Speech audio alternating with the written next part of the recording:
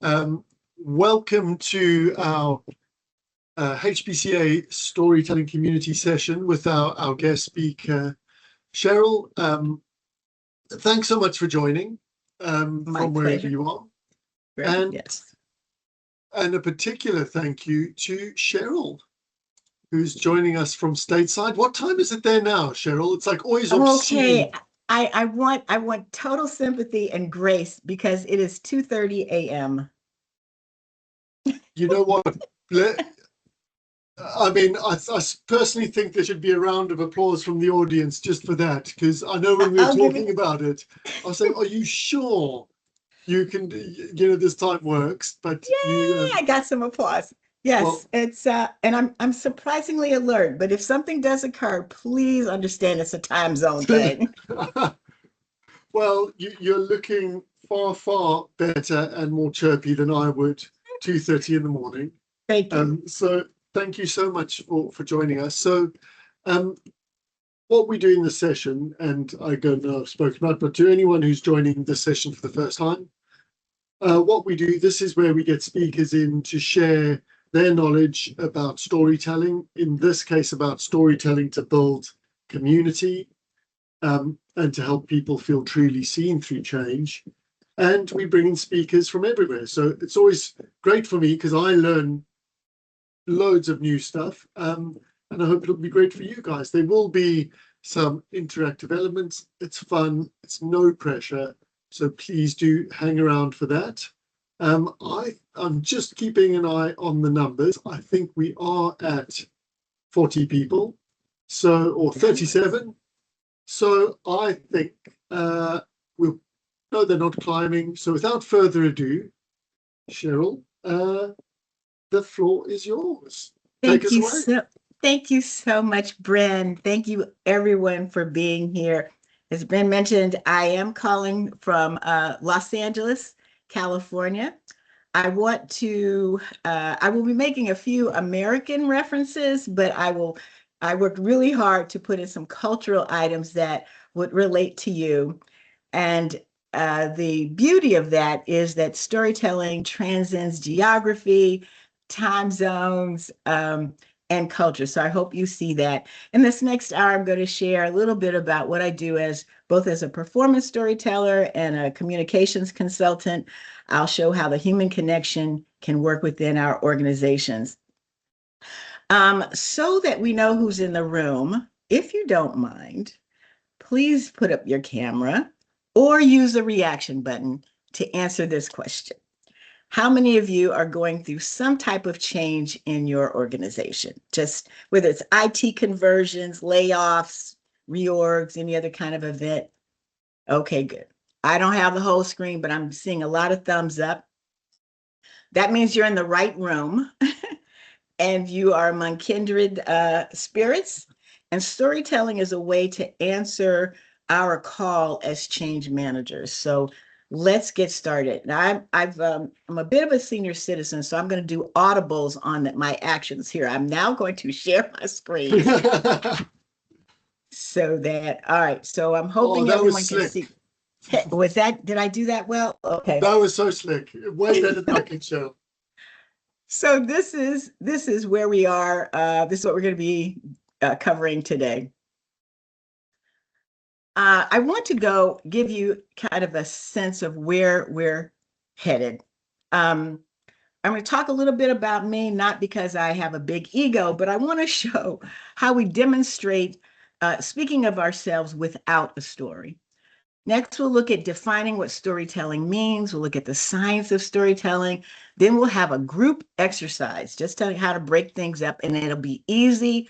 No need to fear. I hope you'll be engaged in that. We're going to move on to how to build your story. What is it that we have to share in our stories? There's a story canvas that's like a map that I'll make available. I'll have my email up a little later. Email me and I'll send you the story canvas. I'll leave you with some resources. And then we'll have our closing thoughts where we're having a discussion. And in that discussion, I'd like you to be thinking about this question while the slides are going by. What change is happening within your organization? So just keep that in mind as we are as we're progressing. All right. So imagine you're at a networking event and a person you do not know greets you and asks, "So, what do you do? Where are you from?" Or something along those lines. That's code for "tell me your story." It's to determine if you are a safe person to talk to, not physical safety necessarily, but are you a safe use of their time? Are you an interesting person? Do you have something worthwhile to say? In my less evolved self a few years ago, my reflex was to become a talking resume in response, an audible version of my LinkedIn profile. And I would say something like this, and I'm exaggerating to make a point.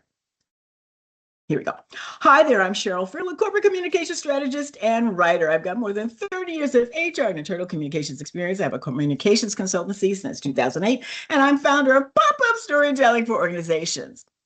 I have been a performance storyteller since 2012, appearing in The Moth, Unheard LA, The Story Salon, and I was on-air talent for the Jeopardy show from 2001 to 2008. My credentials include a master's degree of communications from USC, a bachelor's degree in economics from UCLA, and I have a change management certificate. Woo!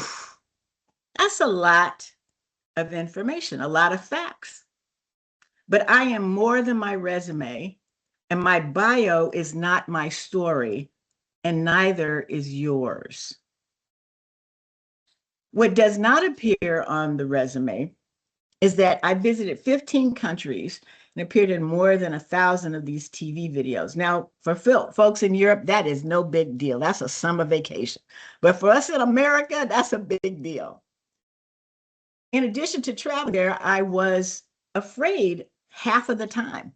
I had to meet a film crew in countries sometimes where English wasn't the common language. My fear also included singing on the TV soundstage.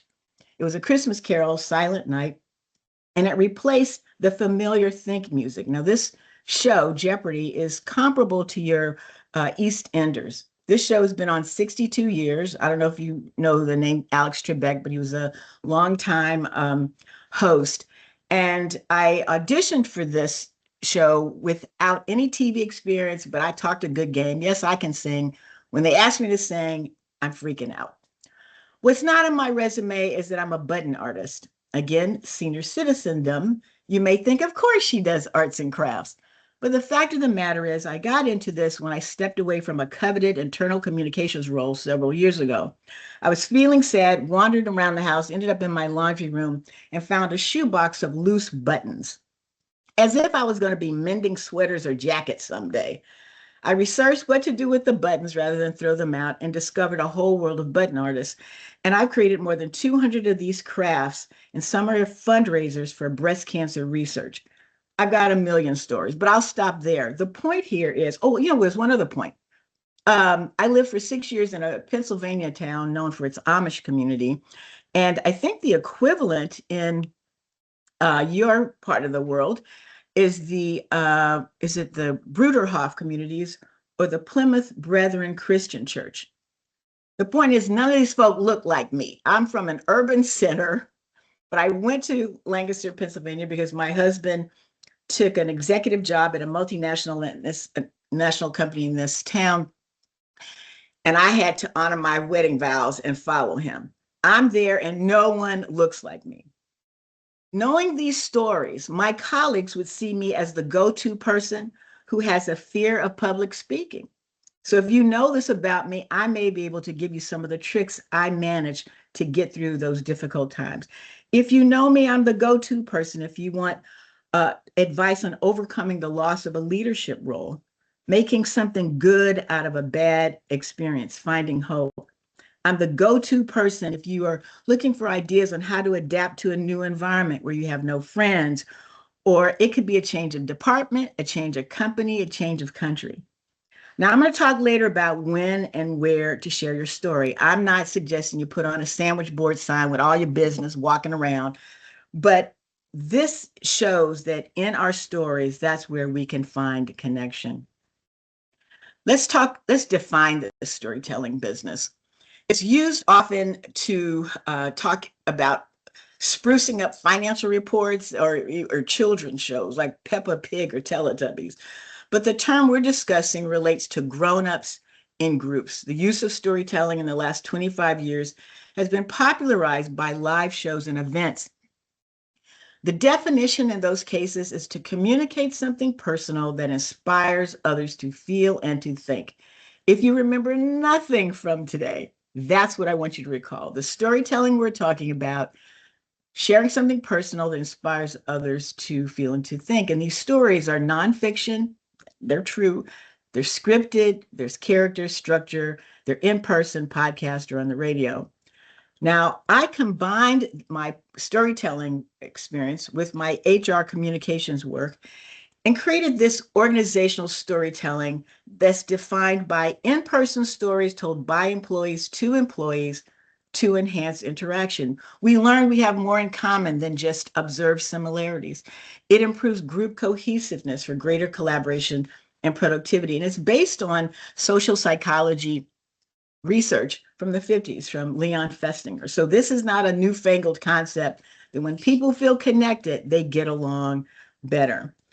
It's interesting that in my communications consultancy, I have found the demand for better connection often occurs when there's a crisis or an organizational change. I say, why wait for a crisis? Let's connect with one another.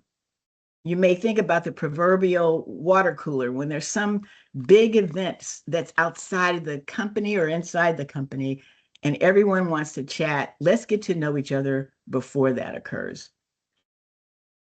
Now, there's a science to it to kind of take off the hair, the creative, artsy thought of storytelling. You may be familiar with this because many of you are in the healthcare field, but I want to share it just in case there's some that aren't familiar with. Research shows the brain has physiological reactions to stories that are told to us.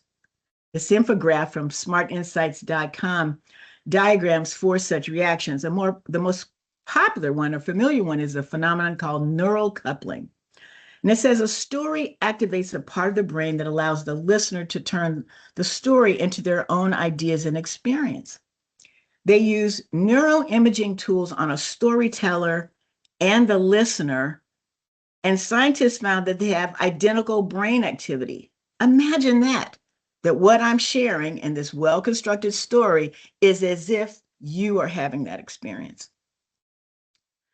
So this is a great concept to consider as you tell your story to a teammate or a colleague. It's much more effective than rattling off data, as you saw in that earlier slide when I'm reading my resume.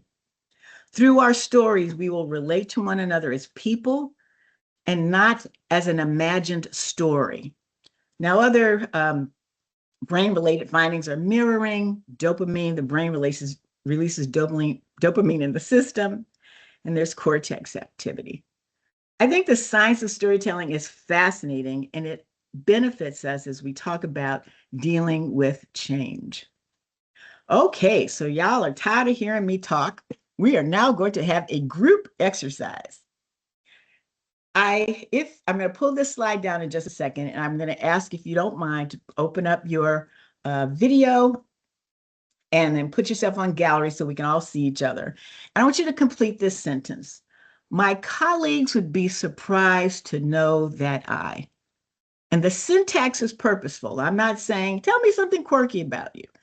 It's your first impulse and how you would respond that. It could be personal or professional. It could be something that happened last week or years ago. But what's the first thing that comes to mind?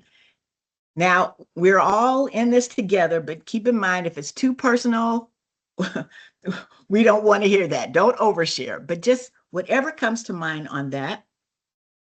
And I'm going to stop share right now and pull this down to see everyone's lovely faces. Hey, everyone. I see everyone now. Yay. All right, so let me look over here in the seeing the chat. number of faces that have come on, by the way, Cheryl, you're clearly connecting with people. Yay! I hope that's a good sign. All right, so let me pull up the chat here and see what I see. Okay. Ba, ba, ba, ba, ba, ba. My colleagues would be, I'm okay. There's a comment. I'm afraid my camera won't work. Now, that's something that would surprise us. Thank you, Hannah, for letting us know. um, let's see. Jane says she likes to ride pillion on motorbike. Where are you, Jane? Can you give me your audio? Hey, Jane, there you are. Please forgive me. What is pillion? Literally just hanging on to the back of someone else who's in charge of the bike.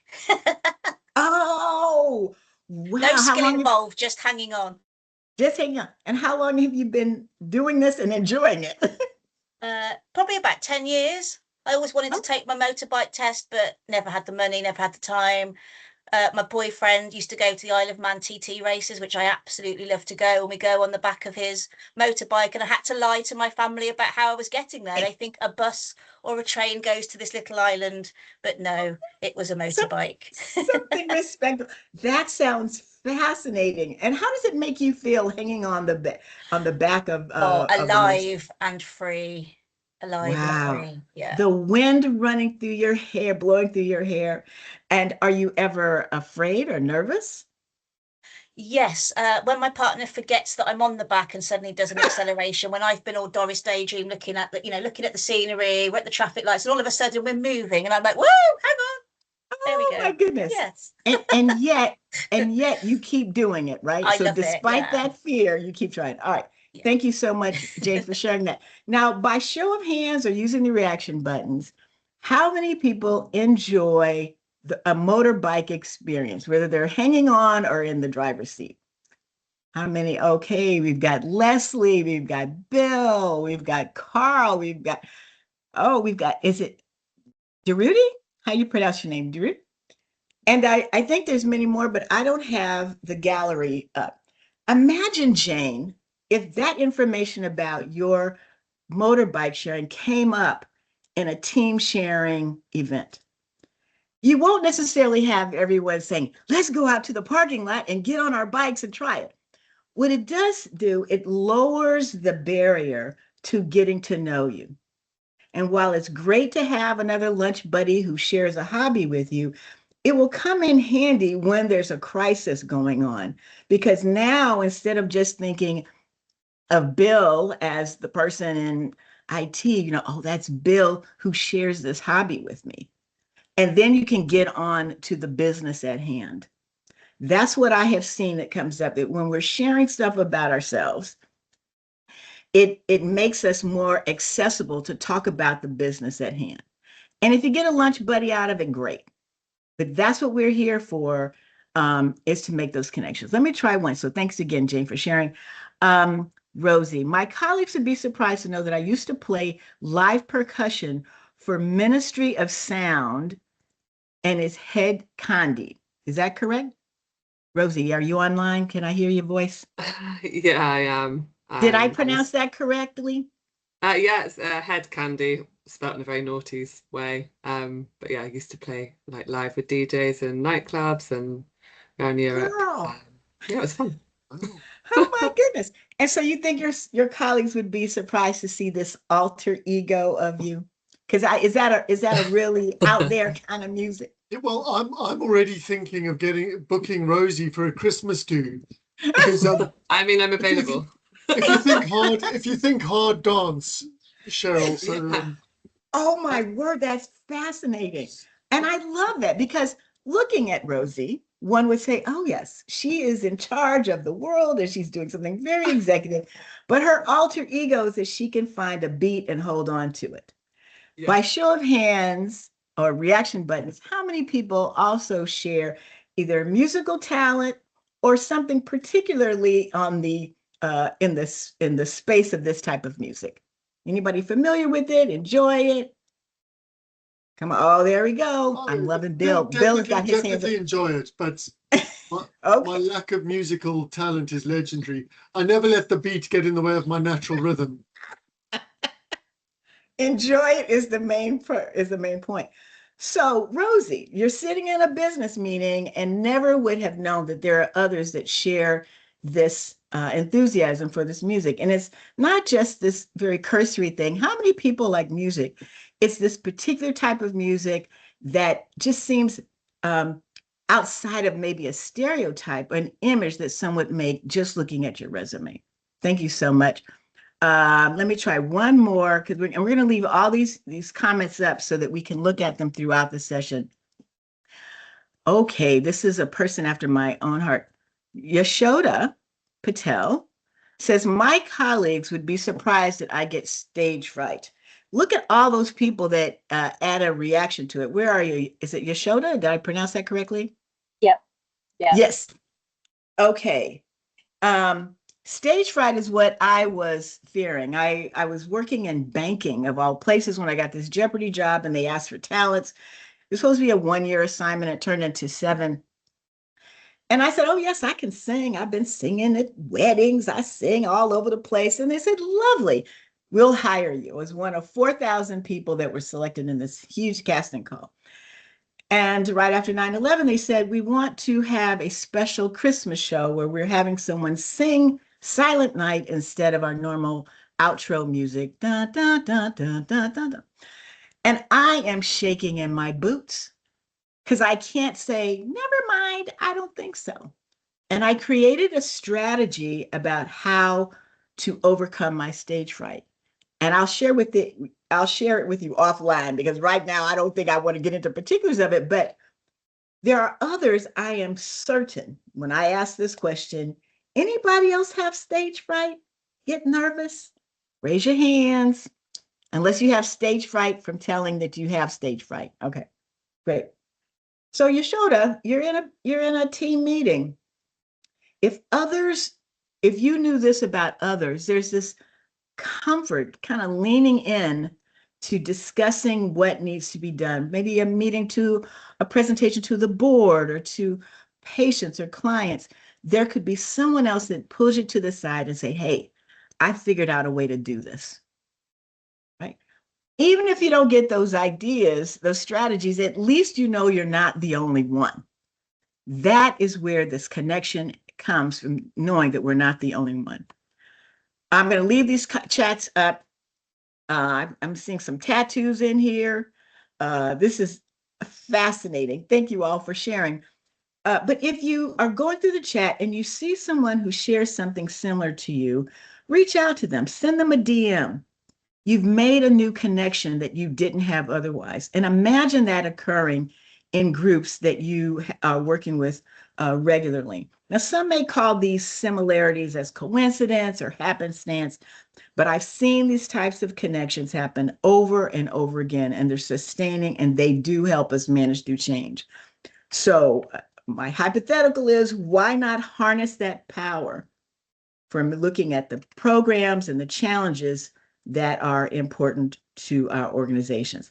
Thank you all again for sharing your storyline, so to speak. Now I'm going to do an audible, and I'm going to share this screen again. Give me just a second. We're going to go back to where we were. Okay. All righty. Now, stories emerge from organizational change. Many of us have experienced 2 types of organizational change. One is adaptive change, and another is transformational change. Now, for those that are unfamiliar with the terms, I'm going to give a basic description, and then I'm going to follow up and show how storytelling can be applied. The first is adaptive changes. These are small incremental adjustments to fine-tune existing processes, products, and company culture, kind of routine things that don't really affect the corporate nervous system, so to speak. But then there's transformational change. And these are larger in scope than adaptive changes. It can be a significant shift in the business, its strategy, culture, physical structure, and more. Transformational change is often sudden and dramatic and addresses a major challenge a business is facing. The way healthcare is accessed with new technologies is an example of transformational change.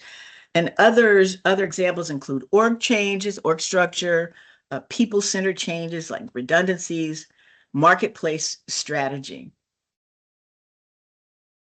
Transformational change requires tools to help employees adapt, and storytelling is one such tool. It helps us adapt and connect with others. Stories also build resilience. So now I'm going to present 3 scenarios. They're change related, and to show how storytelling may strengthen community and solve problems. The first one scenario is increased service demand given a lower budget. According to the NHS website, the introduction of integrated care systems, I don't know if you guys call them ICSs, not only brings about new policies and structures, there's also an emphasis on openness to working alongside others. That's baked into that technology change. And I'm going to put as an aside that it's being asked even with financial challenges in the mix. The objective is to ensure collaboration rather than competition. So imagine how storytelling would support those collaboration objectives. By finding we have more in common with our colleagues, we set a climate to share ideas with others who are not our usual connections. We can uncover solutions that would have been missed in siloed environments. So the bottom line here is if we're sharing our stories, we're more likely to have this collaboration and come up with solutions to this increased service demand with a lower budget. It's not a magic wand, but it is offering some relief. Here's another scenario. The impact of long-term staff facing redundancy or job loss. Technology changes make certain jobs at risk for being eliminated. Whatever the cause for job loss, storytelling among colleagues will reveal that you are not alone in your feelings. There are opportunities to share ways to manage job instability and loss. Maybe you have insight on how to refresh your job skills profile. As I mentioned earlier, I became the go-to person, a resource for my colleagues who are experiencing what I experienced.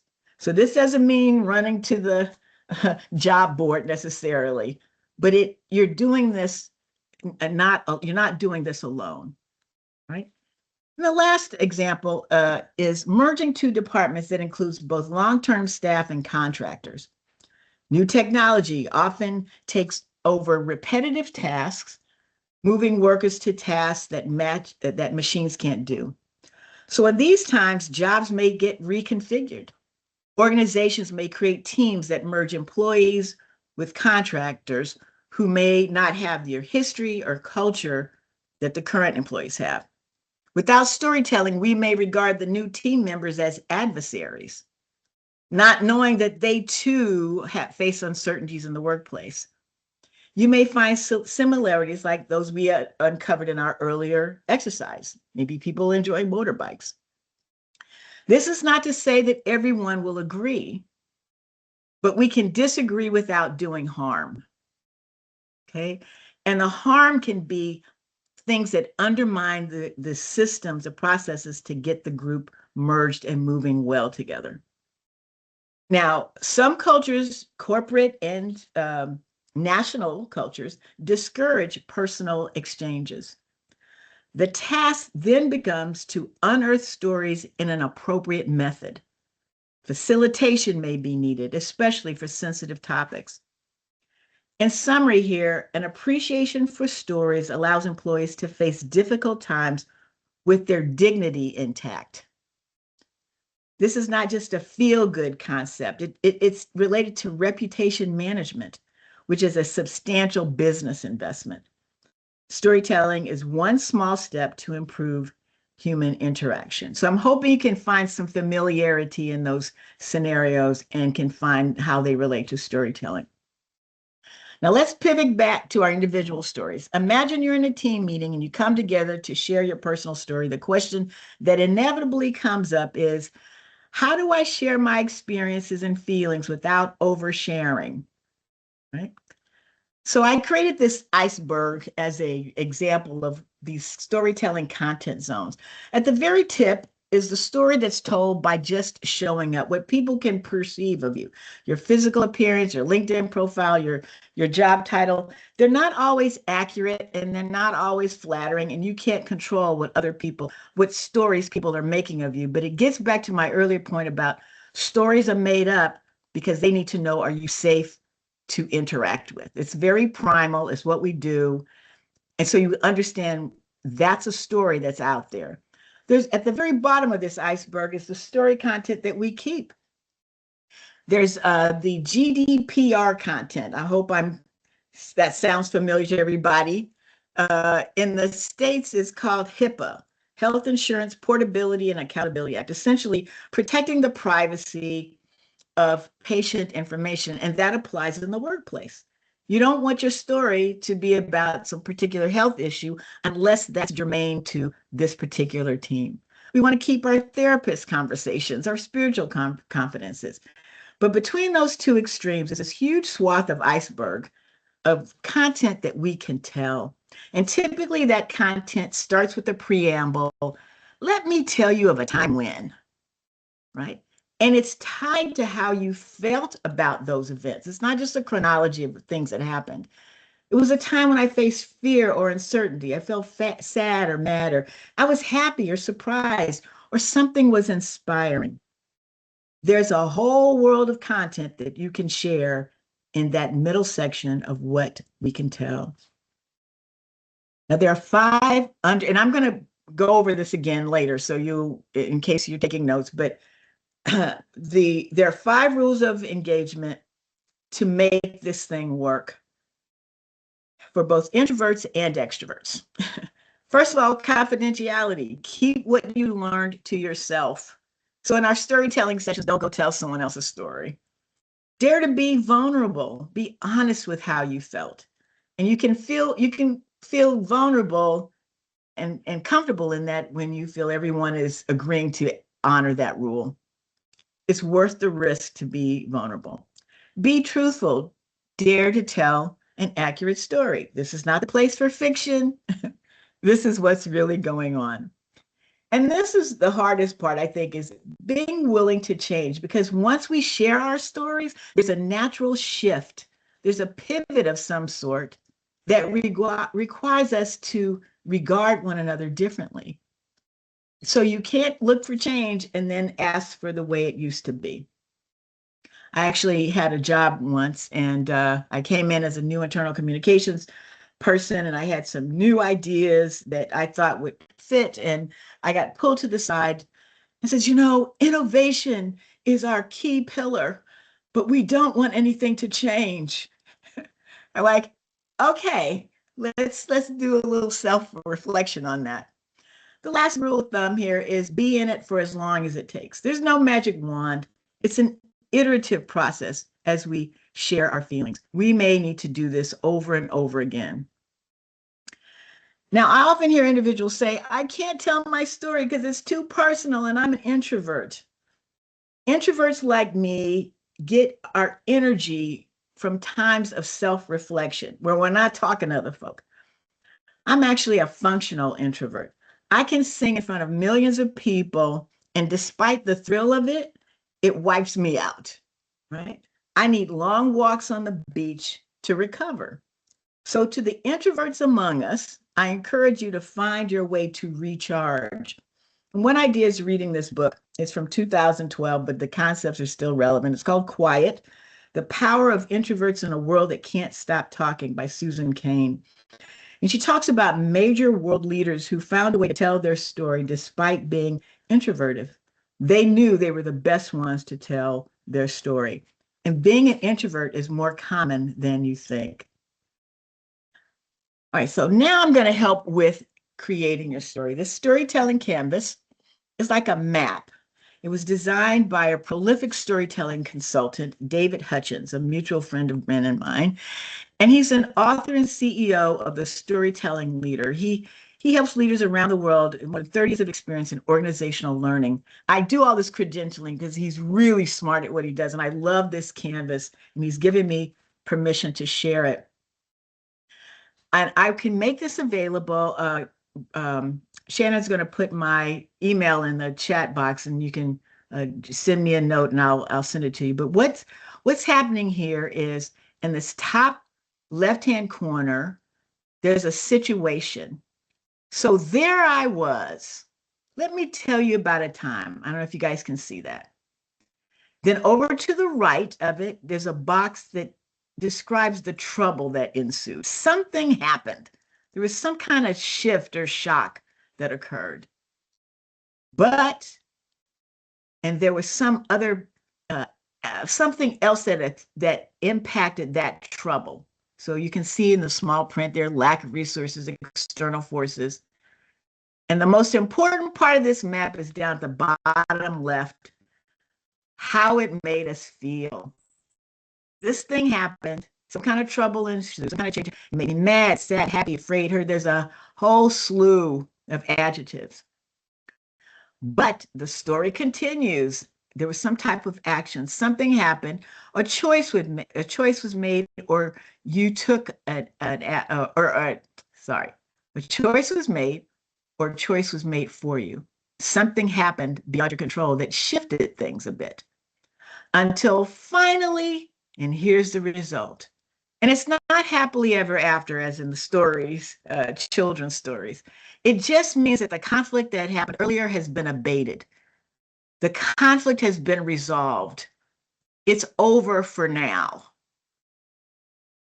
And the whole point of sharing your story is in this bottom right hand. This is what I want us to know. This is what I invite you to do, believe, act, or feel.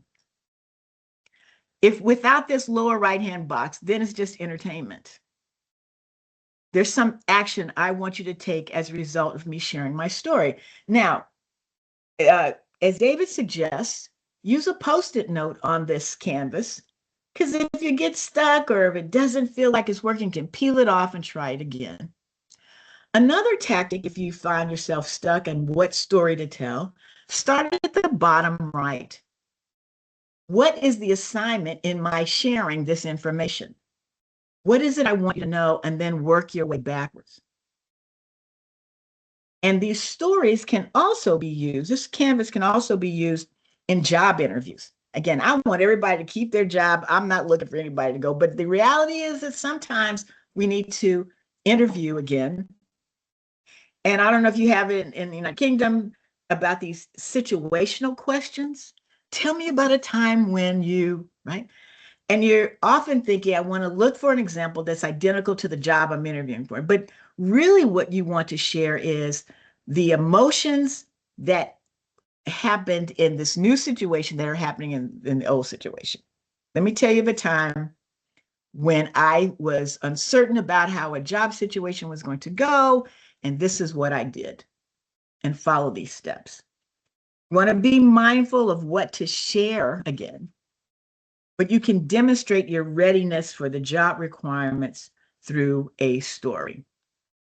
All right, we're going to talk a little bit in a few seconds about it, but we're in the final stretch here. Closing thoughts. We defined personal storytelling in the workplace, communicating something personal that inspires others to feel and to think, and the science of stories of the human brain tells that it works. We talked about how to tell your story. Keep in mind those content zones, what to show, what to tell, what to keep. The rules of engagement, confidentiality, vulnerability, being truthful, willing to change, be in it as long as it takes. And the storytelling canvas is a tool you can use to create your story. We talked about why it matters in building community. It builds trust among team members, and that greater trust facilitates problem solving. There's this whole cycle that originates with storytelling and ends with our healthcare mission, or the mission that you have at hand. All right. Now, here's a question to ponder for a few seconds, and I'm going to pull the screen. What changes exist in your organization that stories may help resolve? As you've been thinking about some of these things, those scenarios, see if any of those would relate. And I'm gonna pull the screen down. I'm gonna ask how we can so-called ride the wave of change through what's happening in your particular world. Some of